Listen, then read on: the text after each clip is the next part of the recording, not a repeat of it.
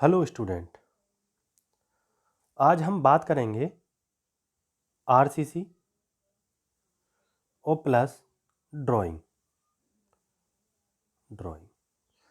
RCC और drawing ये दोनों सब्जेक्ट एक दूसरे से जुड़े हुए हैं। आप आरसीसी पढ़ते हैं तो आपका ड्राइंग ऑटोमेटिकली कंप्लीट होता जाएगा।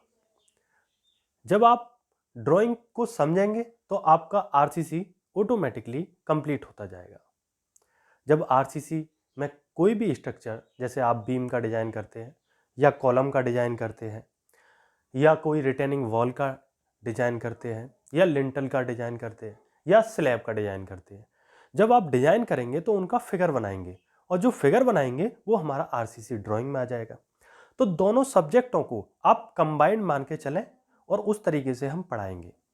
1 बाय 1 सारी चीज़ों को हम क्लियर करेंगे जितना पॉसिबल हो सकता है और कोशिश करेंगे कि आने वाले टाइम में हम बहुत अच्छी वीडियो बनाएं। अभी ये एकदम से शुरुआत है।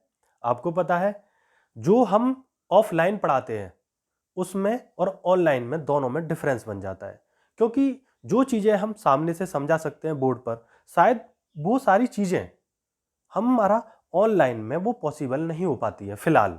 लेकिन आने वाले टाइम में हम उन चीज़ों को भी पॉसिबल करके दिखाएंगे। उस चीज़ पर हमारा काम चल रहा है। तो अब हम बात करते हैं आरसीसी की।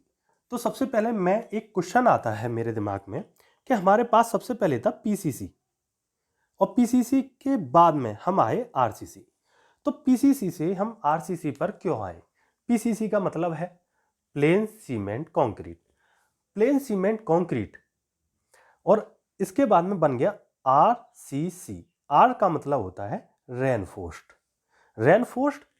रेनफोर्स्ड का मतलब है हम इसमें स्टील प्रोवाइड कर रहे हैं। लेकिन मैं एक कहानी कहता हूं आपके सामने। अगर किसी ने कहा मेरे पास में बहुत पैसा है, एक काम करो, आप स्टील के स्थान पर गोल्ड डालो, इसमें गोल्ड सोना लगाओ, तो क्या हम लगा सकते हैं गोल्ड? तो कई क्वेश्चन ऐसे बन जाते। कॉपर का भी यूज कर सकते थे, बट हमने स्टील का ही प्रयोग क्यों किया?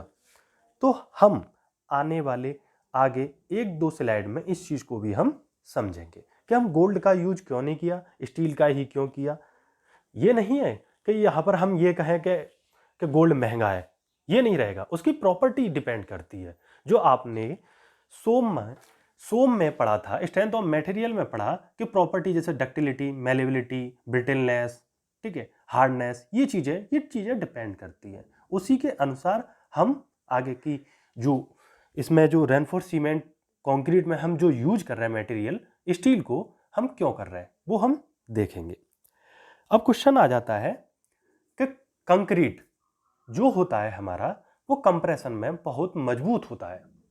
कंप्रेशन का मतलब इस तरीके से आप समझ सकते हैं। हम एक बार समझा देते हैं। कंप्रेशन का मतलब है अगर हमारे पास में ये कोई बीम है या कोई कॉलम, इस पर अगर जो लोड है वो इस तरीके से लगा हुआ हो, अगर हम इसको लोड को ऐसे दबाएं तो यहाँ पर ये बनेगा कंप्रेशन। ठीक है। टेंशन अगर इसी को हम विपरीत कर दें, इधर की तरफ कर दें, तो ये बन जाता है हमारा टेंशन। ओके। तो जो कंक्रीट है वो कंप्रेशन में क्या है? बहुत मजबूत है, बहुत ज्यादा मजबूत। और टेंशन में क्या है? कम मजबूत है। अब क्वेश्चन ये आता है कितना मजबूत है। तो हम लेते हैं, अगर हमारा कंक्रीट कंप्रेशन में 100 न्यूटन पर mm स्क्वायर अगर हमारा इतना मजबूत है, तो टेंशन में हमारा जो होगा उसका डिवाइड कर दो 1/10⁻15 इस तरीके से। अगर 10 से डिवाइड करते हैं तो आता है कितना? 10 न्यूटन पर mm स्क्वायर। तो मतलब हम ये कह सकते हैं कि जो हमारा कंक्रीट है वो टेंशन में 10 न्यूटन पर mm स्क्वायर के स्ट्रेस से ही टूट जाएगा। तो इतना कमजोर होता है। अगर मान के चलो आज आप कंक्रीट पर 100 किलोन्यूटन का लोड लगा दो तो वो नहीं टूटेगा, लेकिन आपने टेंशन में 10 न्यूटन का भी लोड लगा दिया, वो टूट जाएगा। ठीक है। तो इसलिए हम जो है वो टेंशन में ना टूटे हमारा कंक्रीट। तो उसके लिए हम क्या करते हैं, हम उसमें रेनफोर्स सीमेंट मतलब रेनफोर्स प्रोवाइड करते हैं। ओके, अब देखते हैं आगे। अब हमने देखा कि अब जो कहां पर हमारा ऐसा है जहां पर हमारा टेंशन डेवलप होता है, एक क्वेश्चन और आ जाता है कि सर हमें ये बताइए, बीम में हमने सुना है कि टेंशन क्रिएट हो जाता है। कहां पर क्रिएट होता है? मिडिल में, यहां पर नीचे मिडिल में, ठीक है, इधर। बट कॉलम तो हमारा फुली कंप्रेशन होता है, ठीक है। जब फुली कंप्रेशन होता है तो उसमें हम रेनफोर्स सीमेंट कंक्रीट, ये कॉलम है हमारा, रेनफोर्स सीमेंट कंक्रीट या स्टील क्यों डालते हैं, क्वेश्चन आ जाता है हमारा, किसी ने पूछ लिया। तो हम ये कहेंगे, जब हम कॉलम बनाते हैं तो पहला हमने स्टोरी बनाया, उसके बाद में इसके ऊपर हमने एक और कॉलम खड़ा किया। अगर वो कॉलम हमारा थोड़ा सा भी उसकी अक्ष से क्या हो जाता है, शिफ्ट हो जाता है, हल्का सा अलग हट जाता है, तो उसके कारण उसमें क्या आ जाती है, वेंडिंग का मतलब उसमें आ जाता है नमन। और जैसे ही वेंडिंग आ जाए तो उसके बाद में उसमें क्या उत्पन्न हो जाता है, तनाव, टेंशन। ओके,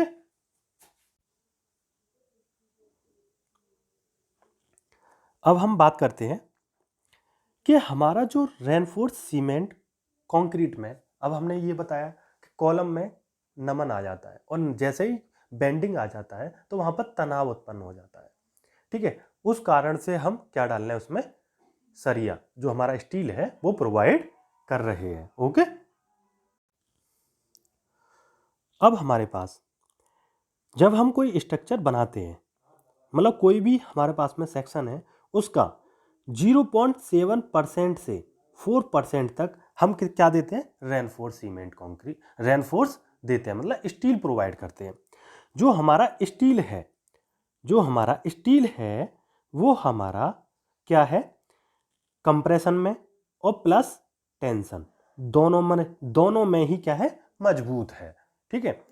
तो हमें कंप्रेशन और टेंशन दोनों की मजबूती मिलती है, और दोनों की मजबूती के कारण जो हमारा कंक्रीट था उसमें 10% और वृद्धि हो जाती है। अगर कोई स्ट्रक्चर उस समय 100 न्यूटन पर mm स्क्वायर की स्ट्रेस जनरेट कर रहा था, तो वो अब 10% और बढ़ा दो तो 110 न्यूटन पर mm स्क्वायर की स्ट्रेंथ गेन कर सकता है, ठीक है। अब आगे आते हैं हम कि 10 गुना हमें मजबूती मिल गई। अब हमारे पास में हम जो स्टील यूज कर रहे हैं वो स्टील में हम 5 mm से लेके 40 mm व्यास की जो छड़ है, जो सरिया है, हम उनका यूज कर रहे हैं। पहले हम माइल्ड स्टील की यूज करते थे, माइल्ड स्टील। अब हम जो यूज करने लगे हैं वो क्या है, वो हमारी किसकी करने लगे, रिव्ड या टॉर स्टील छड़ों का प्रयोग करने लगे हैं। अब आप कहोगे रिव्ड या टॉर या माइल्ड स्टील क्या है, तो बताते हैं। रिव्ड या टॉर का मतलब होता है कि हमारा सबसे पहले प्लेन स्टील आती थी, उस पर कोई ग्रुप जो होता है इस तरीके से, जो आपने देखा होगा ऐंठन, वो नहीं आती थी। लेकिन बाद में वो जो सरिया है उस पर ऐंठन आने लगी। आपने देखा होगा उस पर ऐंठन आने से हमारा क्या हुआ कि जो स्टील था उसमें हमारी 30 से 40% वृद्धि और हो गई, ठीक है। आगे और हम डिस्कस करेंगे। ओके,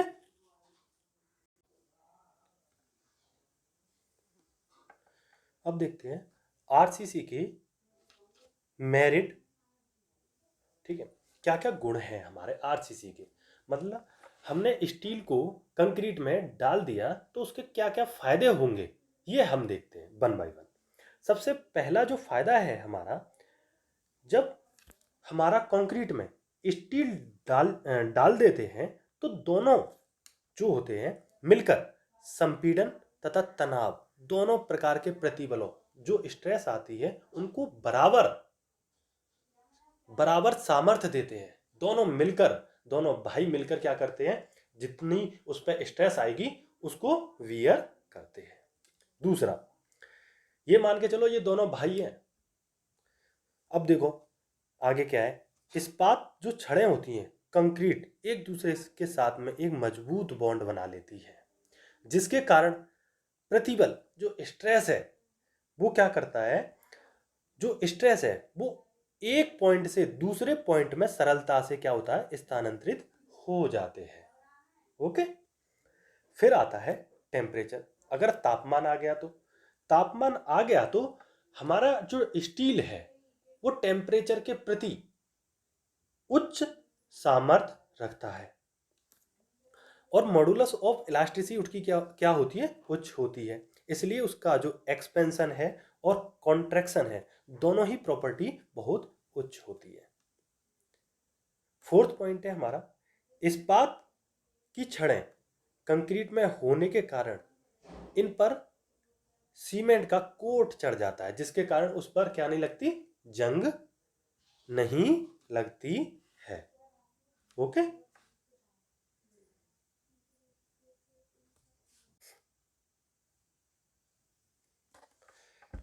जो हमारा प्रबलन इस्पात के कौन कौन से प्रकार हैं, भारतीय मानक ब्यूरो VIS ने इसको निम्न प्रकार से इस्पात की संस्तुति की है। पहला Fe 250। Fe 250 ये क्या है तुम्हारा, माइल्ड स्टील। ओके।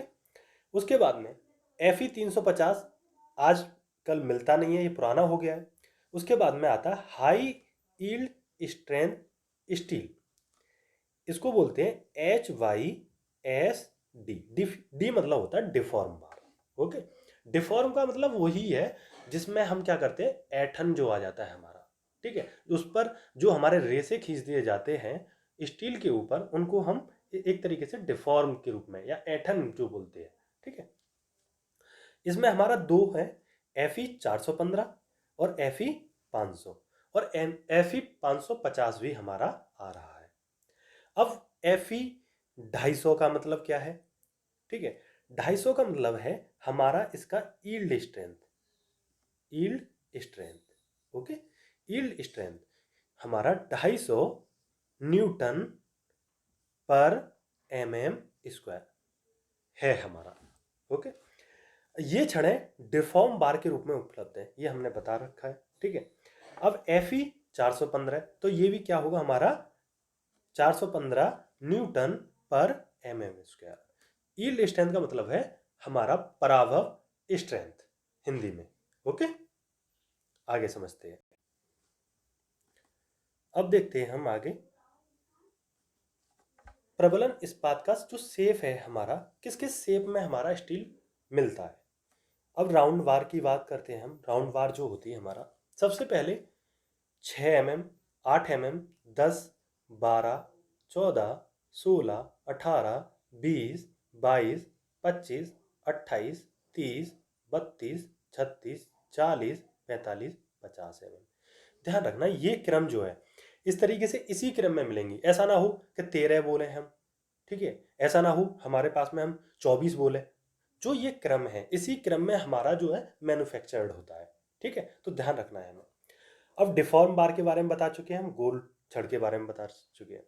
जो डिफॉर्म बार है उसका क्या फायदा है, देखो इसमें बोला है कि बॉन्ड बनाने में आसानी रहती है, एक दूसरे से बॉन्ड बहुत अच्छा बनाते हैं, और बॉन्ड बनने से हमारा 40% प्रबलन इस्पात की क्या होती है, बचत होती है। हम उस पर अगर हम टॉर कर दें, मतलब उसको ऐंठन बना के दे दें तो, ठीक है। ट्विस्टेड ऐंठी हुई छड़ें, इन्हें टॉर स्टील के नाम से भी जानते हैं, या कोल्ड ट्विस्टेड डिफॉर्म बार CTD के नाम से जानते हैं।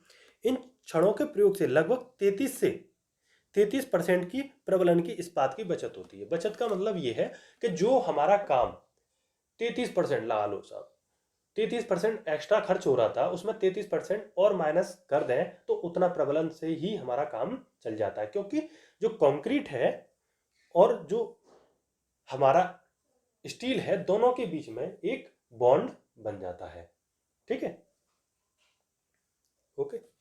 अब जो टीएमटी का मतलब क्या है? थर्मोमैकेनिकल ट्रीटेड वार।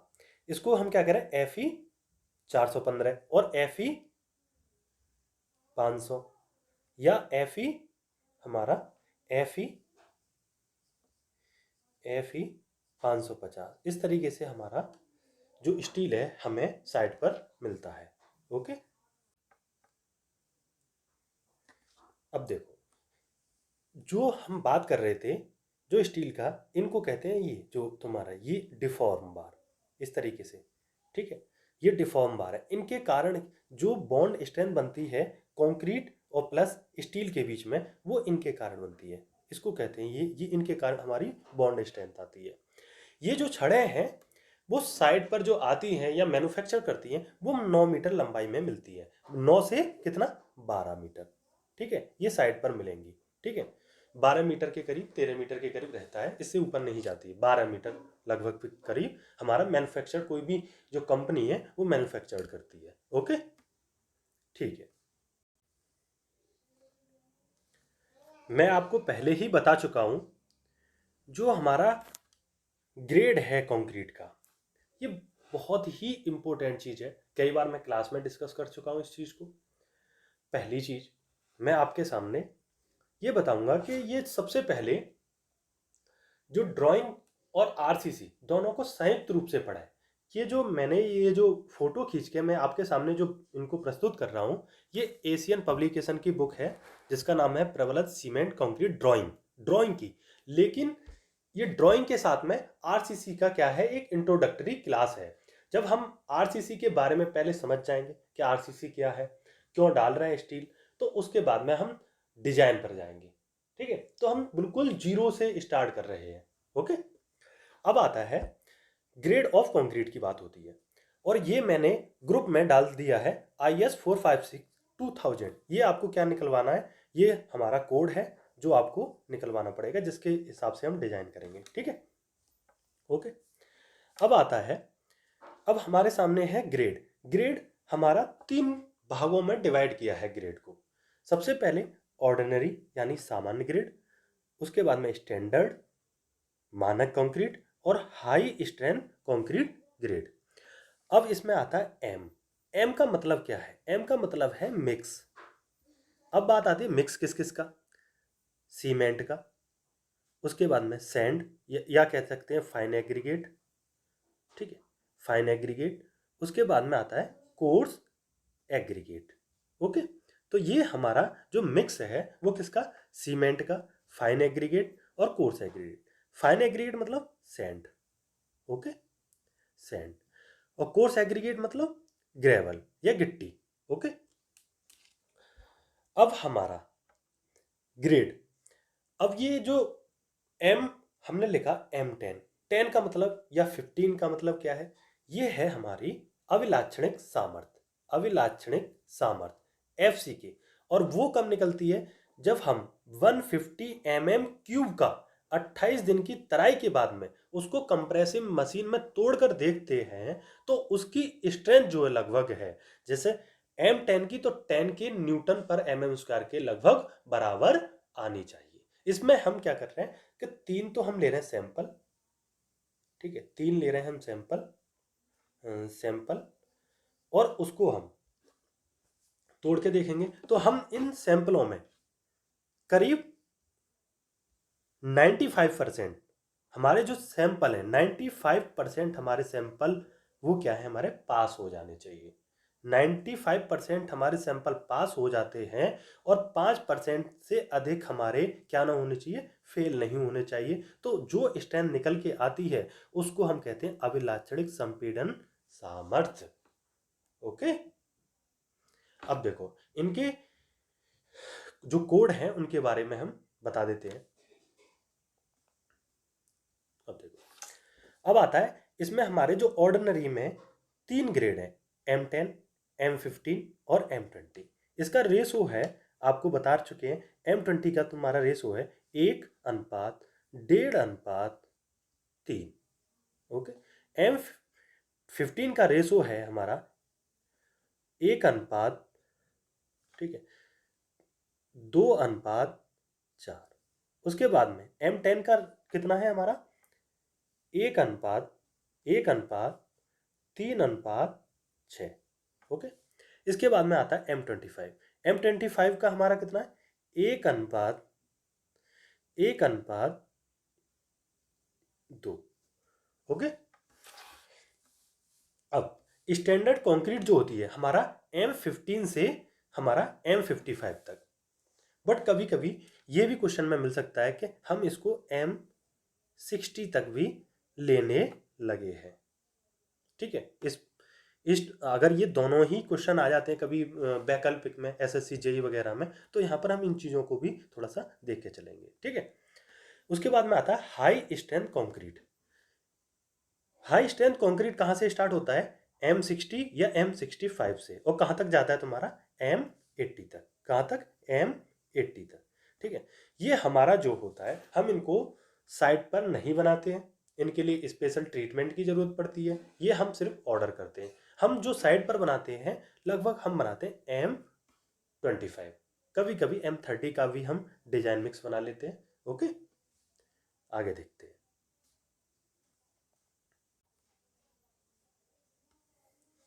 आपसे मैं डिस्कस कर चुका हूँ कि M25 का कितना रेशो होता है, M20 का कितना रेशो होता है, M15 का, M10 का और M7.5 का। अब इसमें वाटर सीमेंट रेशो है। ये एक टेबल बन के आया है हमारे पास में कि हमारा जब M25 हम ले रहे हैं तो उसमें जो वाटर सीमेंट रेशो है हमारे पास में कितना रख रहे हैं हम 0.030। ठीक है। ऐसे ही हम M20 का ले रहे हैं तो M20 जैसे जैसे ग्रेड घटेगा तो उसमें वाटर सीमेंट का जो रेशो है वो क्या करेगा, वो ऑटोमेटिकली बढ़ेगा। क्योंकि इसमें जैसे 8 भाग इसमें क्या है कोर्स एग्रीगेट मतलब मोटा मिलावा, और 4 भाग फाइन एग्रीगेट, और 1 भाग क्या है इसमें सीमेंट है। तो हमारे पास में मिलावा ज़्यादा हो गया तो हम क्या करेंगे इसमें वाटर सीमेंट रेशो की हमें ज़्यादा ज़रूरत पड़ेगी। ठीक है, पानी की हमें। और इस वाटर सीमेंट रेशो क्या होता है तुम्हारा weight of water upon weight of cement, दोनों के अनुपात को हम वाटर सीमेंट रेशो कह रहे हैं। ठीक है। अब एक आइडिया और मिल जाता है जब हम M15 का ग्रेड तैयार कर रहे हैं तो उसमें पानी जो है वो कितने लीटर रहेगा। जैसे हमने दिखाया इसमें अगर M15 का हम कर रहे हैं तो प्रति बोरा 15 लीटर पानी, ऐसे ही M20 में 21 लीटर, और ऐसे ही धीमे धीमे बढ़ता जाएगा। अब हमारे बोरों की संख्या अगर हम M15 का रेशो ले रहे हैं तो 11.2, ये हम एस्टिमेटिंग में निकाल लेंगे हम। ठीक है, इनको इस टेबल को आप एक बार देख लें गौर से और आगे हम इसके बारे में डिस्कस कर देंगे। ठीक है, अब हम आगे बात करते हैं।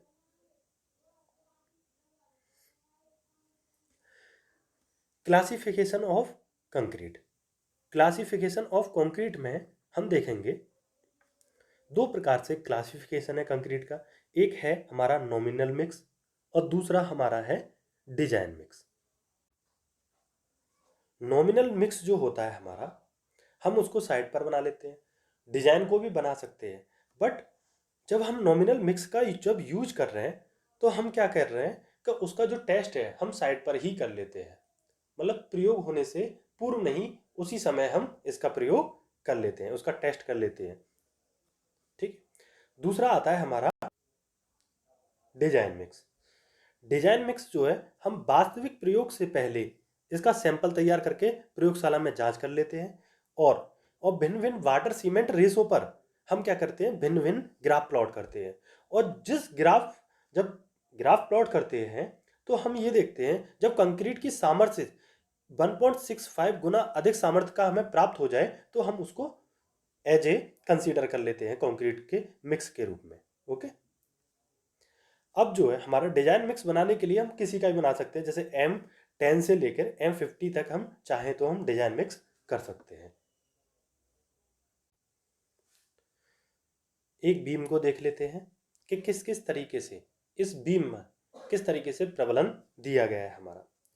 ये हमारा बीम है और बीम में हमारा किस तरीके से प्रबलन दिया गया है। सबसे पहले हम ये कह रहे हैं कि जो हमारा ये प्रबलन है नीचे, ये जो स्टील जो डाला गया है ठीक है। स्टील के बाद में इसको कहते हैं इसको कहते हैं हुक, ठीक है। ये हमारा क्या है, हुक, ठीक है। हुक के बाद में ये जो इस तरीके से दोनों को बांधते हुए ये हमारे इनको क्या कहलाते हैं, इनको कहते हैं स्ट्रप्स। स्ट्रप्स मतलब छल्ले। और स्ट्रप्स के बीच की जो दूरी है, ठीक है, ये जो दूरी है इसको कहते हैं स्पेसिंग। स्पेसिंग मतलब ये जो सेंटर टू सेंटर दूरी है इसको स्पेसिंग कहते हैं। यहाँ पर ये दिखाया है स्ट्रप्स मतलब ये भी स्ट्रप्स है और ये भी स्ट्रप्स है, लेकिन इन दोनों के जो बीच की दूरी है हम उसको क्या कहते हैं, स्पेसिंग, ठीक है। क्षैतिज दूरी इन स्ट्रप्स के बीच में की। यहाँ पर हमारा एक्सपेंशन गैप रखा गया है जिससे हमारा अगर स्टील आगे बढ़ता है या सिकुड़ता है उसके लिए हमारा प्रावधान रहे। अब इसके बाद में एक इंपॉर्टेंट बात आती है इफेक्टिव कवर और क्लियर कवर की। क्लियर कवर क्या है, जो हमारा बॉटम में या टॉप में बिल्कुल ऊपर से जो कंक्रीट है, कंक्रीट की सतह से स्टील की सतह तक की जो दूरी होती है उसको हम क्या कहते हैं, क्लियर कवर, ठीक है। अगर हमारा नीचे जो कंक्रीट की सतह है और उससे हमारा जो मिड पॉइंट है मतलब मिडिल है हमारा स्टील का, उस तक की दूरी को हम कहते हैं इफेक्टिव कवर। मतलब सरिया के सेंटर से और जो हमारा कंक्रीट की सतह है बीम की, उन दोनों के बीच की दूरी को हम क्या कह रहे हैं, इफेक्टिव कवर। और स्टील की बिल्कुल नीचे से और कंक्रीट की सतह तक के बीच की दूरी, ये वाली जो बीच की दूरी है इसको हम कह रहे हैं क्लियर कवर। अब इसके बाद में जैसे ये 45 डिग्री पर ये हमने एक सरिया को मोड़ा है, ठीक है, वो कितनी दूर से मोड़ते हैं, तो हमारा जो रहता है वो सेंटर से LY7 दूरी पर हम इसको पेंट अप कर देते हैं। इससे क्या फायदा है और क्यों करते हैं, हमारा जो शियर फोर्स होता है वो हमारा क्या करता है, इंक्लाइन काम करता है इस तरीके से, ठीक है। इसको रोकने के लिए आगे हम इन चीज़ों के बारे में काफ़ी डिस्कस करेंगे, इसलिए एक सिर्फ हम बीम के बारे में समझा रहे हैं, शियर फोर्स कैसे एक्ट करता है वो चीज़ों के बारे में हम आगे देखेंगे। अब हम देखते हैं जो हमारी ये स्पेसिंग है, जो स्टफ जो डाली है वो मिडिल में क्या रहेंगी, वो हमारी दूर दूर रहेंगी, ठीक है। और जो कॉर्नर पर रहेंगी वो रहेंगी हमारी पास पास, एक सेकेंड, पास पास। जैसे जो शियर फोर्स होता है वो हमारा कॉर्नर पर सबसे ज़्यादा होता है, तो इनके पास में जो स्पेसिंग है वो हमारे पास पास रहेगी। फिर उसके बाद में मिडिल में आएंगे तो दूर दूर, और फिर जब हम कॉर्नर पर जाएंगे फिर हमारा स्पेसिंग क्या हो जाएगा, पास पास हो जाएगा। जो छल्ले जो डाल रहे हैं उनकी जो स्पेसिंग है, बीच की दूरी होगी, वो हमारी क्या हो जाएगी, पास पास हो जाएगी, ठीक है। ये एक बीम के बारे में थोड़ा सा रेनफोर्समेंट। अब बात करते हैं हम सिंगली रेनफोर्स बीम और डबली रेनफोर्स बीम के बारे में। सिंगली रेनफोर्स बीम और डबली रेनफोर्स बीम दोनों में डिफरेंस क्या है, जब हम जो सरिया है हम बीम के बॉटम में दें मतलब निचले भाग में, तो हम उसको कह रहे हैं सिंगली रेनफोर्स बीम। अगर हम सरिया ऊपर भी और नीचे भी, जैसे हमने ये नीचे दिया है और ये ऊपर दिया है, अब दोनों ही भागों में मतलब देते हैं, तो उसको हम क्या कह रहे हैं, अब आता है हमारा एक होती है न्यूट्रल एक्सिस NA, इसको न्यूट्रल लेयर कह दो या न्यूट्रल एक्सिस कह दो, ठीक है। अब ऐसा होता है जो हमारा ये बीम है, ये बीम का हमारा क्या है, क्रॉस सेक्शन, मतलब बीम ऐसे जा रहा है उसको बीच में से काट दिया गया है, तब हम सामने से देख रहे हैं इसको, तो इसको हम क्या कहते हैं, क्रॉस सेक्शन, ठीक है। बहुत सारी चीज़ें होती हैं जो हम ऑनलाइन में सही से समझा नहीं पाते हैं, अगर ये शायद क्लास में होता तो उसका अंतर बहुत अलग पड़ता, ठीक है। लेकिन कोशिश करेंगे आने वाले टाइम में वीडियो हम बोर्ड पर बनाएं, ठीक है, उनको आपको लाइव दिखाएं, ठीक है। लेकिन तब तक हम जुड़े रहेंगे और कुछ ना कुछ थोड़ा थोड़ा सीखते रहेंगे, ओके। अब देखो न्यूट्रल लेयर, ऊपर का जो जोन होता है इसको हम कहते हैं कंप्रेशन जोन। कंप्रेशन मतलब संपीड़न, ठीक है, संपीड़न, संपीड़न, ठीक है। और जो नीचे का जोन है, जो NA से जो नीचे का जोन है, इसको हम कहते हैं टेंसाइल। टेंसाइल मतलब या तनाव जोन, ठीक है, टेंसाइल जोन या तनाव जोन, तनाव, ठीक है, तनाव जोन, ठीक है, तनाव जोन। जो हमारा तनाव जोन है यहाँ पर ही हमारा सबसे ज़्यादा क्या दिया जाता है, हमें जो प्रॉब्लम देने की जो आवश्यकता होती है वो तनाव जोन में देने की आवश्यकता होती है। वो क्यों, क्योंकि हमारा जो कंक्रीट है वो संपीड़न में तो काफ़ी मजबूत है, तो ऊपर तो एक बार को आप ना दो तब भी चल जाएगा, ठीक है। बट हमारा टेंशन में क्या होता है, कमज़ोर होता है, इसलिए हम क्या करते हैं, बॉटम में देते हैं। अब आता है अगर हमारा लोड ज़्यादा आ रहा हो, ठीक है, तो उसके कारण हमारा क्या होगा, सेक्शन बढ़ जाएगा, मतलब कंक्रीट हमें ज़्यादा देना पड़ेगा। और उस सेक्शन को कम करने के लिए हम क्या करते हैं, ऊपर भी क्या क्या दे देते हैं, टेंशन, मतलब कंप्रेशन जोन में भी हम दे देते हैं सरिया, जिससे हमारा जो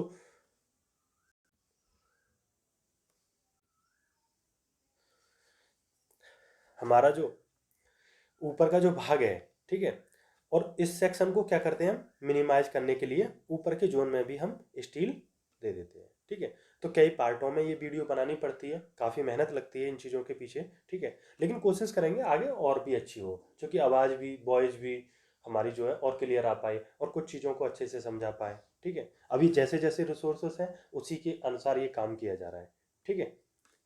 तो कोशिश करूँगा कि आगे जो वीडियो आए वो और भी अच्छी हो, उसमें वॉइस थोड़ी और क्लियर हो, ठीक है। समझाने का थोड़ा सा और तरीका कोशिश कर सकते हैं, क्योंकि हम ज़्यादा पेन नहीं चला पाते इसमें। ओके, अब देखते हैं, आपका ये वीडियो बनाया है आरसीसी का, तो ये क्या है, एक इंट्रोडक्टरी है। आगे हम और चीज़ें देखो, ध्यान रखना इसमें, हमें ये चीज़ ध्यान रखनी है कि ये जो वीडियो है हमारा, वो आरसीसी मैंने बताया था पहले ही, स्ट्रक्चर जो थ्योरेटिकल है और प्लस ड्राइंग दोनों में ही काम करेगा। तो दोनों चीज़ों को समझने के लिए इसको एक इंट्रोडक्टरी पार्ट बनाया है कि देखो, हमें पूरे आरसीसी में क्या समझना पड़ेगा, ड्राइंग में और आरसीसी में हमारे पास में एक बीम हो सकता है, कहते हैं ना बीम, बीम का डिज़ाइन करेंगे, कॉलम का डिज़ाइन करेंगे हम, ठीक है, कॉलम का डिज़ाइन करेंगे, रिटेनिंग वॉल का हम डिज़ाइन करेंगे, ठीक है, रिटेनिंग वॉल का डिज़ाइन करेंगे। और इसके बाद में हम लिंटल का डिज़ाइन करेंगे, ठीक है, लिंटल का डिज़ाइन प्लस स्लैब का डिज़ाइन करेंगे, ठीक है। स्लैब में हमारा 1 वे स्लैब प्लस 2 वे स्लैब, 2 वे स्लैब और 1 वे स्लैब क्या होता है, 2 वे स्लैब क्या होता है, इन चीज़ों के बारे में जानेंगे। और 1 वे स्लैब और 2 वे स्लैब का हमारा ड्राइंग में भी क्वेश्चन आएगा, ठीक है, तो उसको भी देखेंगे, ठीक है। तो इन सारी चीज़ों को हम 1 बाय 1 कवर करेंगे, ठीक है। आगे देखते हैं, ठीक है। Thank you.